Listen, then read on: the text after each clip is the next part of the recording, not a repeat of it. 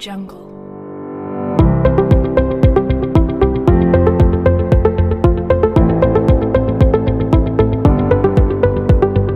Audio Jungle. Audio Jungle.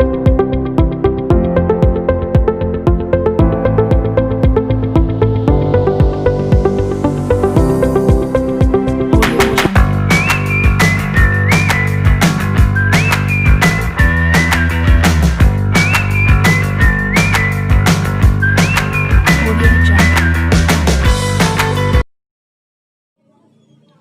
Bismillahirrahmanirrahim. Assalamualaikum warahmatullahi wabarakatuh.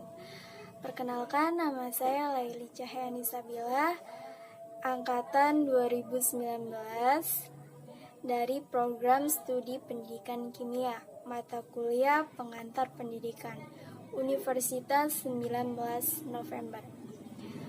Kami dari kelompok 6 yang akan menyampaikan tentang materi kurikulum dan pembelajaran. Di sini saya akan menyampaikan dua materi.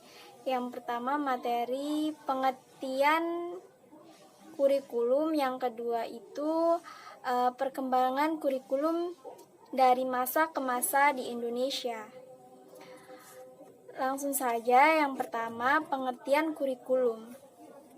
Pengertian kurikulum. Kurikulum adalah kumpulan rencana, tujuan, materi pembelajaran, dan bahkan cara mengajar yang digunakan sebagai pedoman oleh para pengajar demi tercapainya tujuan akhir pembelajaran. Secara etimologis, kurikulum berasal dari kata yang diambil dari bahasa Yunani, yaitu kurir, yang berarti pelari. Secara kurir, yang artinya tempat berpacu. Istilah ini dahulunya digunakan dalam dunia olahraga. Jika ditinjau dari segi istilah, kata kurikulum dapat diartikan sebagai suatu jarak yang harus ditempuh oleh seorang pelari agar dia bisa mendapatkan medali atau penghargaan lainnya. Kemudian, hal tersebut diadaptasi ke dalam dunia pendidikan menjadi sejumlah mata pelajaran yang harus dipelajari atau ditempuh oleh seorang peserta didik demi mendapatkan ijazah sebagai penghargaannya. Kemudian, materi yang kedua, pengembangan kurikulum dari masa ke masa di Indonesia. Perkembangan kurikulum dimulai pada masa periode penjajahan, yaitu sejak datangnya orang-orang Eropa, yaitu pada masa Kompeni Belanda dan masa pemerintahan Jepang, sampai periode kemerdekaan. Tujuan utama pendidikan pada masa penduduk Jepang adalah untuk memenangkan perang. Dalam perkembangan kurikulum di Indonesia pada tahun 1947 terdapat kurikulum rencana pelajaran. Kemudian di tahun 1964 terdapat kurikulum rencana pendidikan. Di tahun 1968 terdapat kurikulum sekolah dasar.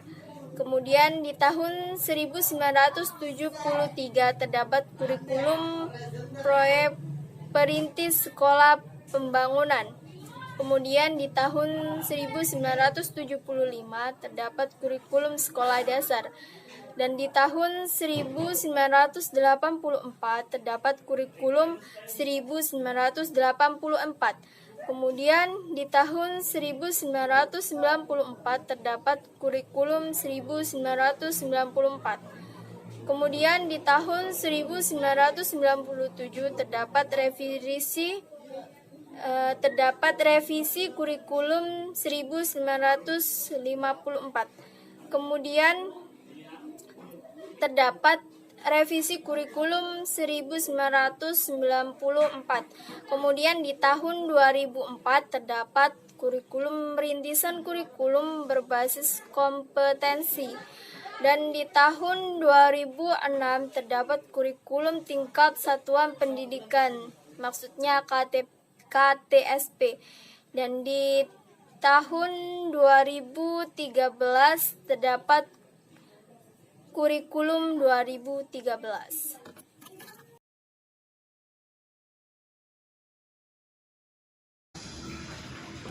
Assalamualaikum warahmatullahi wabarakatuh. Perkenalkan, nama saya Wafik Eza Aswal, melanjutkan pembahasan materi selanjutnya. Cara pemerintahan menentukan kurikulum pendidikan di Indonesia. Pemerintah melalui Kemendiknas meluncurkan sebuah program pendidikan yang dikenal dengan pendidikan karakter. Dominasi ranah kognitif dan psikomotorik harus dikurangi. Ranah afektif sudah seharusnya menjadi fokus utama. Sehingga terbentuklah manusia-manusia yang berkarakter luhur, berbudi pekerti tinggi. Manusia-manusia seperti inilah yang diharapkan mampu membawa bangsa Indonesia menjadi jauh lebih baik, menjadikan Indonesia sebagai bangsa yang berbudaya tinggi.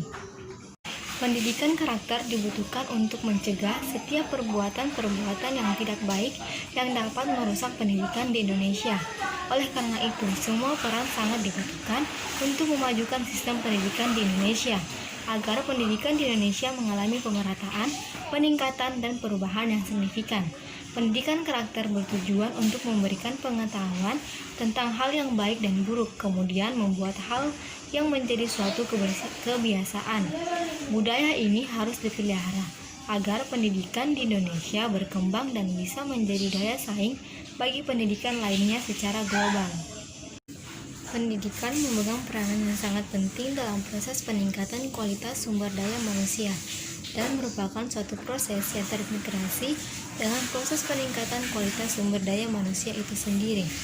Menyadari pentingnya proses peningkatan kualitas sumber daya manusia, maka pemerintah telah berupaya mewujudkan amanat tersebut melalui berbagai usaha pembangunan pendidikan yang telah berkualitas melalui pengembangan dan perbaikan kurikulum dan sistem evaluasi perbaikan kurikulum, perbaikan sarana pendidikan, pengembangan dan pengadaan materi ajar, serta pelatihan bagi guru dan tenaga kependidikan lainnya.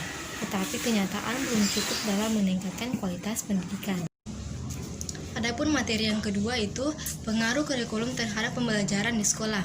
Yang pertama, dalam segi perkembangan pengetahuan dan teknologi yang dikembangkan di perguruan tinggi umum banyak memberikan sumbangan isi serta proses pembelajarannya.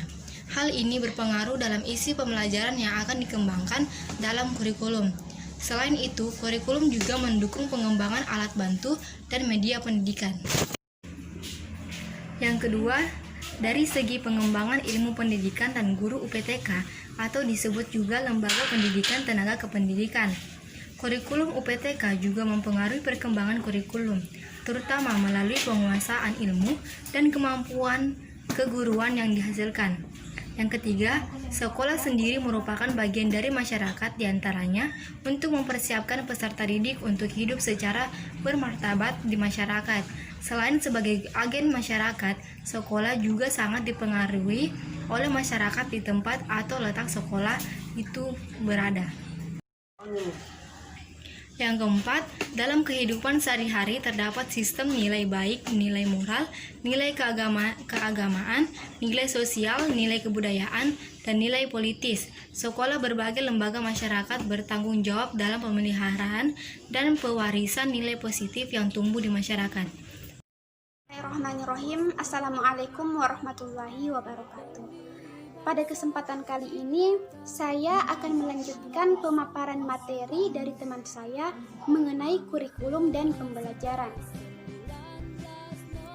Di sini saya akan membahas mengenai 2 poin.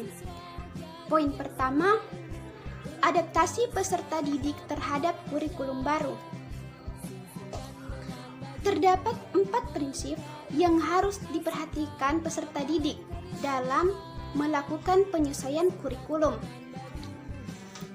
Pertama, prinsip kehadiran. Dimaksudkan agar peserta didik tidak mengalami ketertinggalan dalam proses belajar. Kedua, prinsip ketuntasan kerja. Artinya, semua peserta didik harus memiliki kinerja yang baik dalam menyesuaikan tugas yang diberikan.